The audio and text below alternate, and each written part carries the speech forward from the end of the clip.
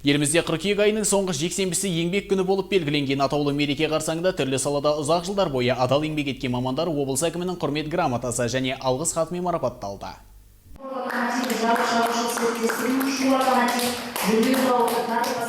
Жиында кәсіпорын мен кәсіподақ ұйымдарының мамандары қызметін мінсіз орындап саланың кәсіби маманы атанғаны үшін марапатталды. Оның ішінде мәдениет саласында 40 жылға жуық еңбек етіп жүрген еңбек даңқы, еңбек ардагері деген марапаттарға ие болған жандар да бар.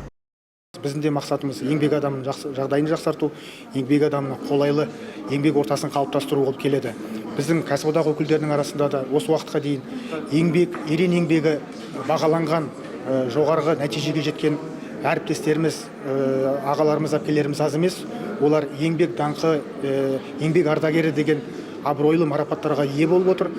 Мемлекет басшысы өз сөзінде біз Қазақстанның даму жолында күш-жігерін жұмсап, жетістікке жеткен барша еңбек адамдарына лайықты құрмет көрсетеміз. Әсіресе ардагерлерімізге айрықша алғыс айтамыз. Еңбек бәрін жеңбек, әрбір еңбек бағалы. Біз еңбекқор ұлт болуымыз керек деген болатын. Қазірде еңбек адамдарына көп көңіл бөлініп, еңбектері бағалануда. Өздерің білесіңдер, еңбек етпесең, ерінбей тояды, қарның тіленбей дейді ғой. Сол айтқанда ата-бабаларымыздың арманы орындалып жатыр. Еңбек күнін нақтылап өткізіп жатырмыз. Мен өзім қуаныштымын. Жалпы бүгінгі күні еңбек нарығындағы өзгерістер басты назарда. Облыстағы мекемелерде еңбек қатынастарын реттеу мен еңбек заңнамасының сақталуы еңбек инспекциясының бақылауында. Махаббат Құсайын, Аңсар Тілепберген, Елдар Түстікбай, 24 News.